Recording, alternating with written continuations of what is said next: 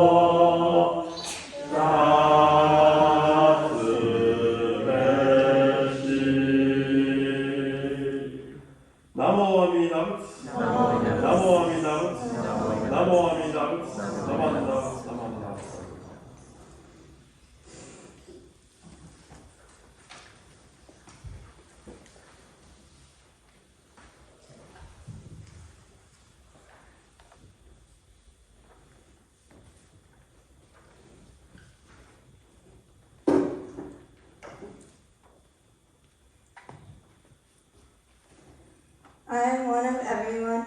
I am a part of the world. I always receive help and support from others, which is called other power, to make my life enjoyable. Although I cannot always be kind and gentle to others, others always help me to make my life enjoyable.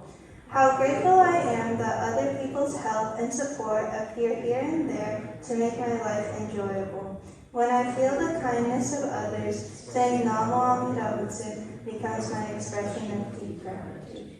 Namo Amida Butsu. Namo Amida Butsu. Namo Amida Butsu. Namo Amida Butsu. Namo Amida Butsu. Namo Amida Butsu.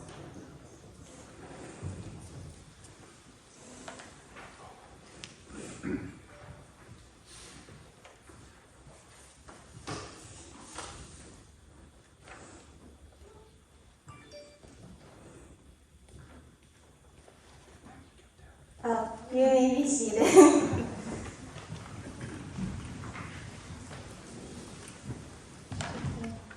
Good morning, everyone. Good morning. My name is Makayla, Kubo, and I just finished my junior year at Clovis North. Today I'll be giving my senior Padma presentation since I'm the only one here who's in high school. Reverend Cause gave me the suggestion of doing it on the significance of Byodo-In in Jodo tradition. So many people might not know what Byodo-In is. It's a Japanese Buddhist temple located in Uji. It is an iconic example of Jodo Shinshu architecture and tradition, and it was originally built in 998 CE as a countryside retreat villa for a very powerful politician named Fujiwara no Michinaga. However, there was sort of a religious movement during this time in which they believed the world was ending because mostly aristocrats at this time practiced Buddhism. So they believed if they couldn't get more people to follow Buddhist teachings, the world would end. And this happened to coincide with a lot of natural disasters and other chaos during this time period, so a lot of people believed it.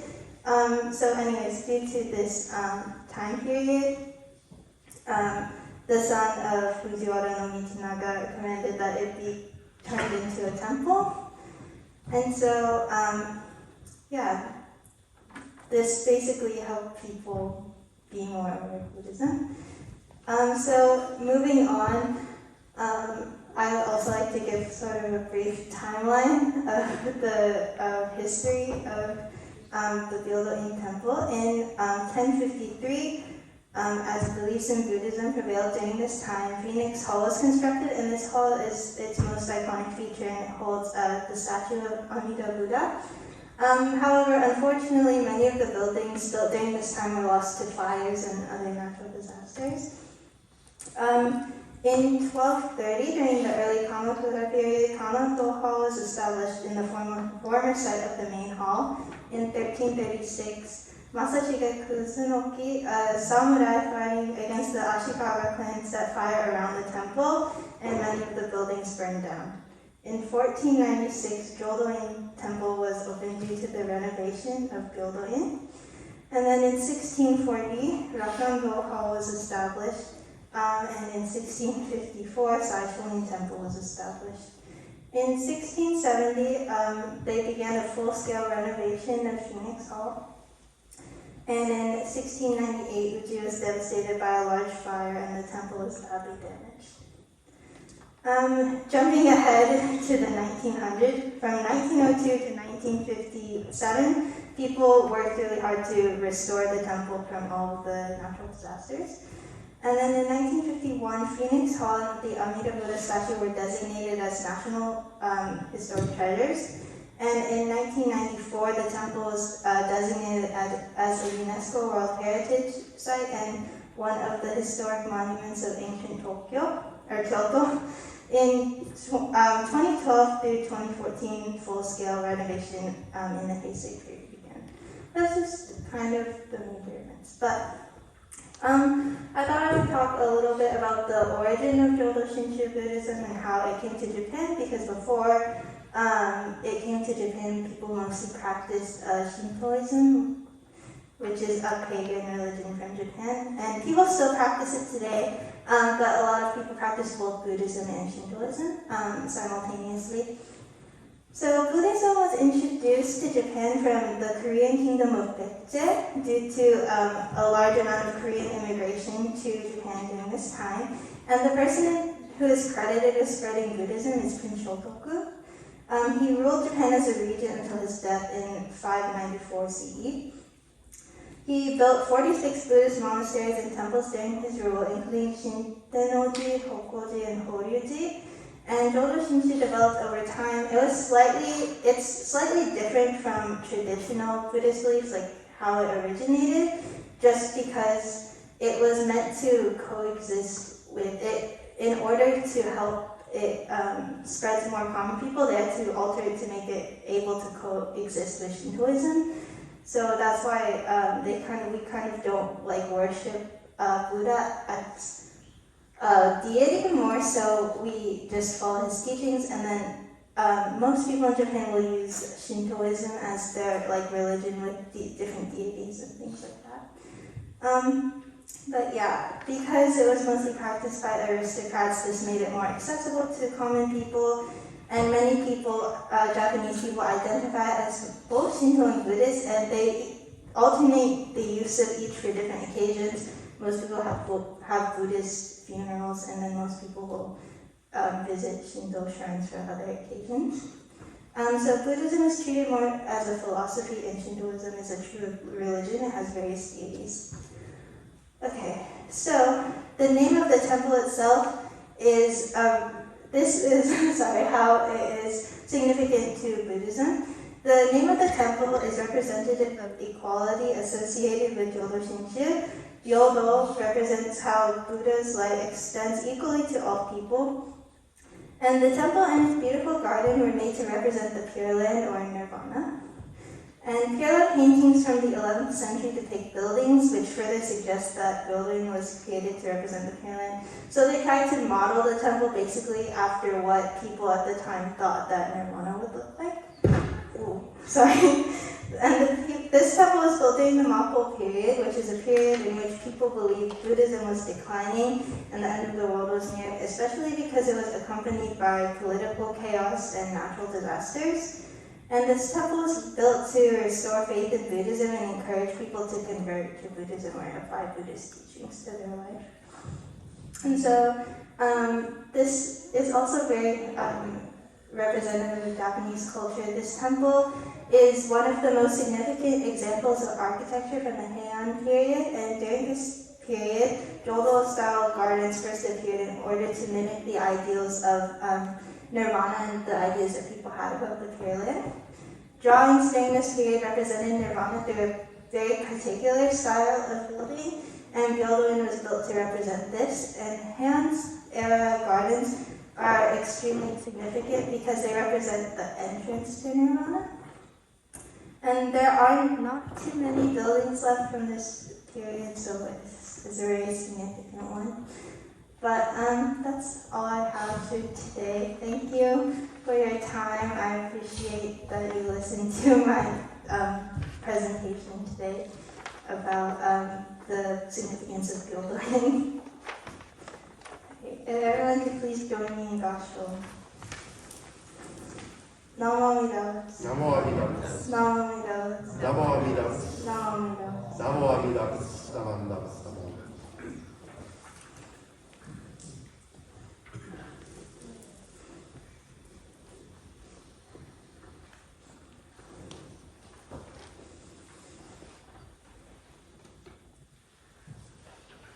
Butsu. Namo Amida Butsu. Namo Amida Butsu. Namo Amida Butsu.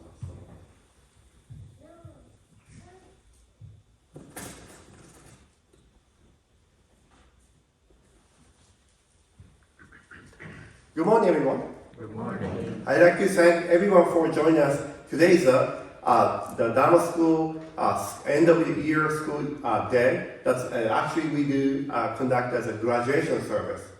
Does anyone have a graduation this year? I think we have one or two high school graduates we have from Fresno Swing. So I really congratulate their 12-year plus in the preschool and kindergarten, their effort. And also I'd like to congratulate their parents, every day back and forth. I'm in the same truck, every day, and going to the school and try to, jump for the dollars. And that's what I'm doing right now. So I also appreciate your parents' effort. The 12 years plus 2 years, maybe PK, right? Every morning, no matter wet and shine, every day they have to do all the things, and sometimes they don't like school lunch program, so parents have to prepare all the different unique lunch box. That's that's what my wife every day. Now I'm confused. My wife does every day. She's getting up like 6:30 and making 3 bentos, a lunch box. That's kind of how she's contributing for youth education. So since today is also combined with, as I said, graduation service, so I like to give some of the one short, simple sentence for what is Buddhism about. So I often get like an interview by Fresno State students, mostly like anthropology. They are comparing like revisions, different kind of revisions. Then they stop by the Buddhism. Then they like to hear about what the Buddhism said. So then, most frequent question is how you can explain or define Buddhist as one word. Can you define just one word? what we can say. Have we thought about that? How you can explain yourself or define yourself as a Buddhist? So what you make you the Buddhist? Have you think? Never? I often say, especially for the college kids, I said, Buddhist is a lifelong student. Buddhist is a lifelong learner. Have you thought about that? Buddhist is a lifelong student. Because especially, particularly in our Jodo Shinshu tradition, many of the masters said, keep listening, keep listening. The keep listening doesn't mean just listening to music or Lady Gaga and things like that. Instead, keep listening means open your ear for any of the opinions and try to digest what these people are trying to say. Instead of saying, I'm right, I don't need to listen. That way you will never have the better communication, right?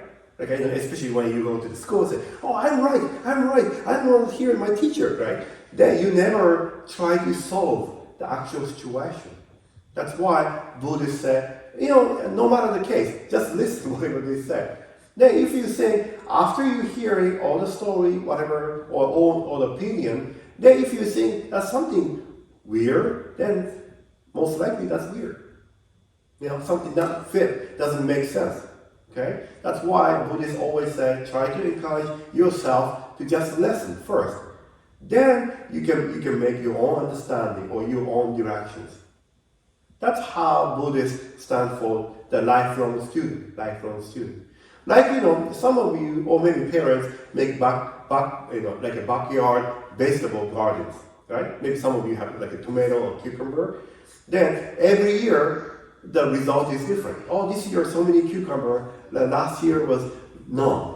Although you do the same procedure, watering the same amount, same chemical you put in, and same place you always place, but every year the result is different because maybe last year we had the wildfire, so we had smoke days, so we didn't have enough sunlight. So there's many factors behind. If you think I'm right, I know the right procedure. This is exactly how I have to do in order to make another cucumber. But if you don't get it, then what's wrong with it, right? So Buddhists always try to open your eyes and ears and try to analyze what is the situation. That's why it is important to keep listening and also keep learning. Keep learning. Okay? So learning is not just only during the time of the school age, okay? After even you graduate school, I know maybe you are the third or fourth graders, maybe, but after even you graduate schools, it is always learn more. Even you go into your own job, then every day you start learning many things. And also maybe you start learning about the customer. Then you may have a more better experience you can provide to the customer. So always there's a learning process. So myself, I define myself as professional student. Have you heard of professional student? What that means? Professional student? Oh, you know that? But anyway, so since I came to the US, so almost 20 years passed. Then I'm still student. Because I'm still in the graduate school. Then since I moved to the United States, I've been in the college for 12 years. So means 12 years I keep paying tuition. Some of the tuition school gave me a scholarship, so I was not able, I did not have to pay those portions. But last kind of 12 years, I've been in a different college, learning a different subject. And one time I was studying like a business administration. Then now I'm studying Buddhist studies. I'm trying to finishing my PhD course. Then I still write many documents, articles, journal articles, papers. Like when you go to school, the teacher asks you, like a one-page assignment you write.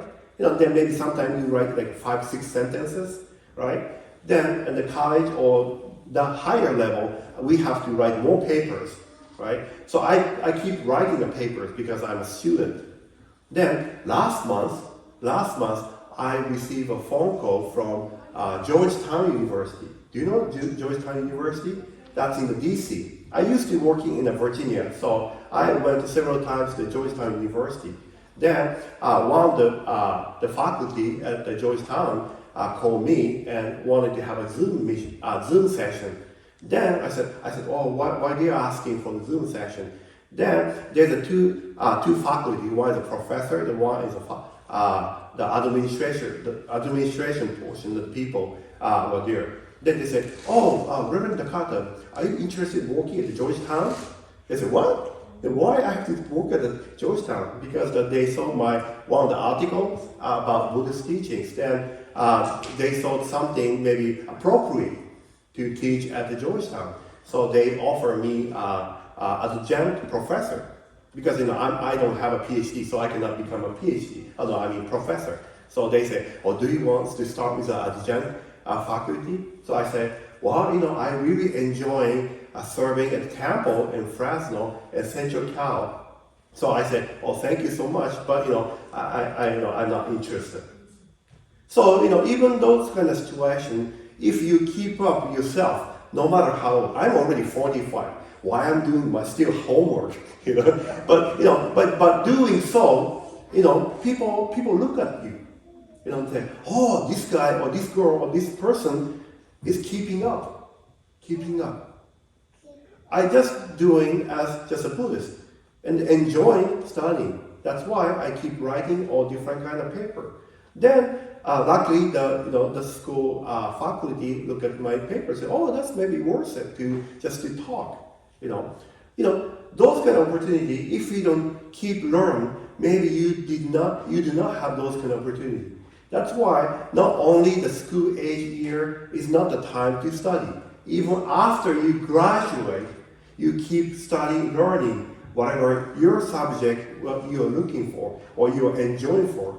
Then you may have a different opportunity to do something different. That's why I really appreciate the Buddhist teaching. Always encourage me to keep studying, keep learning. Any subject, anything is okay. You have any different kind of hobby, right? Just do it. Maybe your hobby will take you to the different venue to enjoy your life. We never know. That's why Buddhists always say, open your ears. Always try to listen. Yeah, listen. Then listen. Then keep eye on it. Then try to learn all different kind of things. No, that's why Buddhism is always good, because Buddhism is not like a conventional religion, so you can go anywhere you want. Anything you want to learn. That's Buddhist way of living. That's why, especially today is a graduation day, I really encourage not only the graduate, I'm sure all adults have already graduated. That's why you're all the graduates, right? So please understand that the Buddhist is always trying to encourage everyone to learn unlimitedly, no matter the age.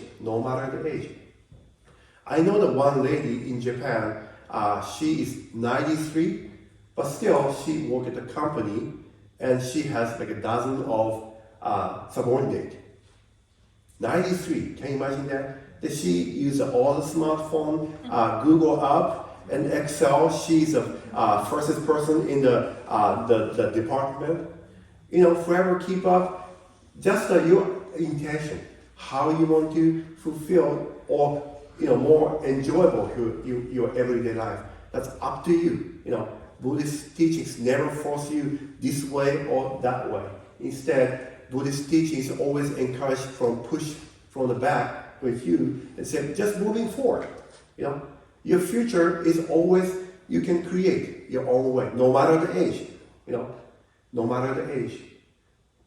So I hope everyone take today's graduation service to restart your life as a lifelong student, lifelong learner. That way, you will more to have to enjoy in the future. We never know. Again, thank you so much for attending today's Dharma School graduation service. And I'd also like to congratulate Makayla finishing up her senior Padma today's presentation. In closing, everyone join the last show. Namo Amida Butsu. Namo Amida Butsu. Namo Amida Butsu. Naman Butsu. Naman Butsu.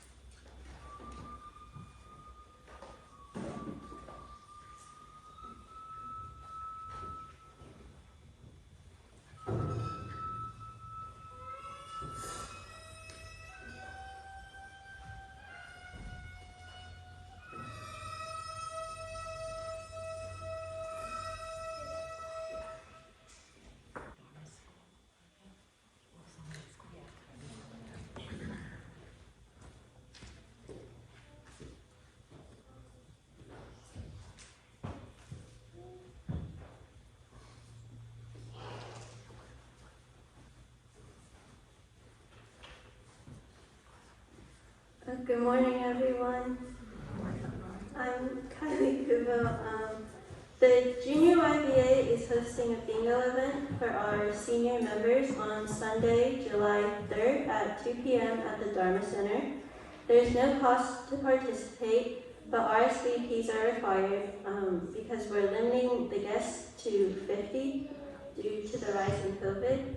If anybody would like to attend, please let myself or any of the other Junior YBA members know. Also, the senior class will be meeting in the small chapel today. All the other Dharma School students will be meeting in the Dharma Center multi-purpose room to make cards for Greenwich Gardens residents. And Dr. Misaki also set up a badminton net in the gym for a little badminton tournament. Pizza and cupcakes will be served. Thank you.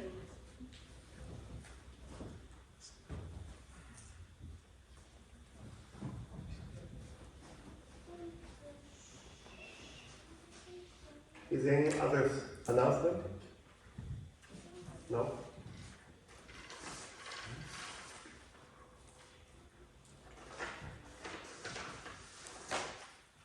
So now we will have a Padma recognition presentation.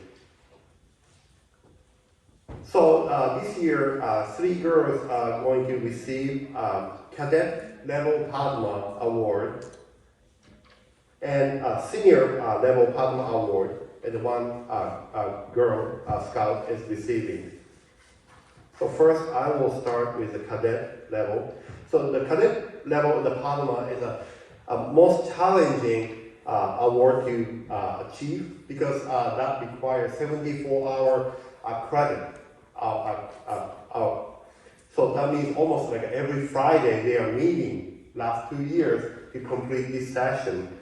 So some of the girls mentioned that even this was harder than gold award because that takes a long time.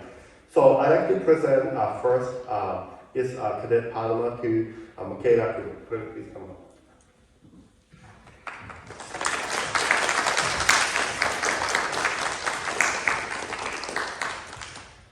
Padma Award Certificate, Makayla Kubo, having satisfactorily fulfilled all requirements prescribed in the Padma Award program for Girl Scouts and having displayed the commendable attitude as a Buddhist.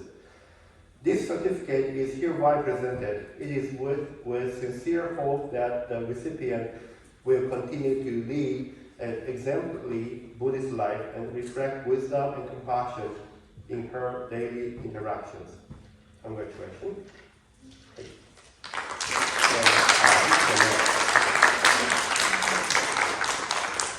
And next, Izumi, right?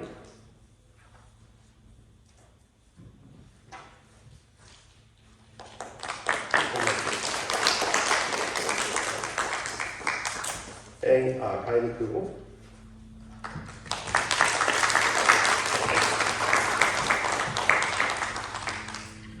So the cadet Padma comes with a medal, so they can hang on their jacket. And next is a senior Padma. The senior Padma is 1 year course, but that requires about 40-hour independent research. So this class is also known as the Jodo practicum. So that's why you saw the Byodo-In, the structure and history and so forth. So she had to research by herself. So I didn't do anything. So till today, I didn't know what the content. But how she deeply researched by herself, that shows her skill to research and analyze and present the contents by the presentation. So that was a really outstanding job how she did today. Thank you so much. So Makayla, Nate, okay.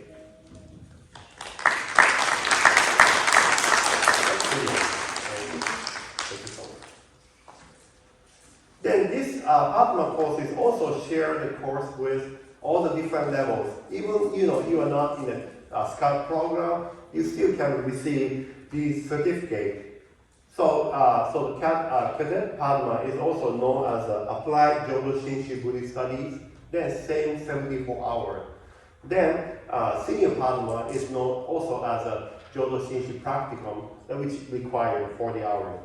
So the Kanon Nakata completed the same senior cadet Padma course as the applied Jodo Shinshu Buddhist Studies 74 hours course. So please come on. So certificate of completion proudly presented to the Kanon Nakada in participating in the applied Jodo Shinshu Buddhist Studies 74-hour credit course, which was held during the school year 2021 to 2022. The date June 5th, 2022. Any question? The picture in the front. Take picture time. Okay, parents can come out and take pictures. And go in front of something.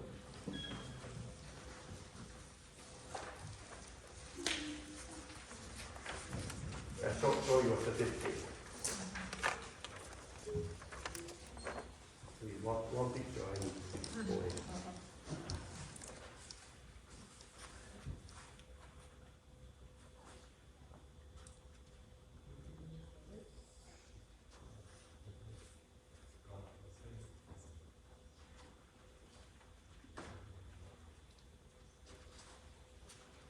Forgot the gift. Wow.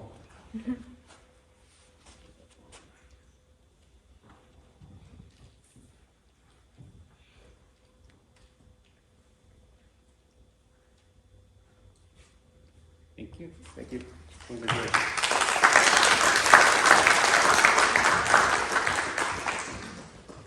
So this course is provided on Zoom. So from next school year, in this, August and September, I will start going to also the different age level. We start from like a second grade, third grade. Then I will start sending advertise and all the requirements. So if you're interested, please join us. Then in each different levels, they also can participate music portion. That's why we got all the clubs and different taiko and different food.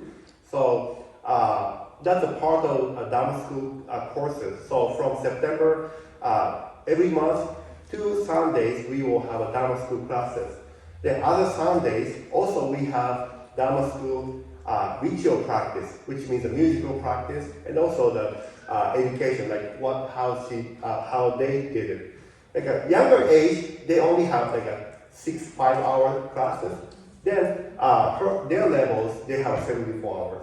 So depending on the age group, different hours. So please ask me what kind of education they learn. That's also included some of the Japanese learnings, and also the meditation, how to do the meditation. So they were doing like 5-10 minutes meditation every session of study class.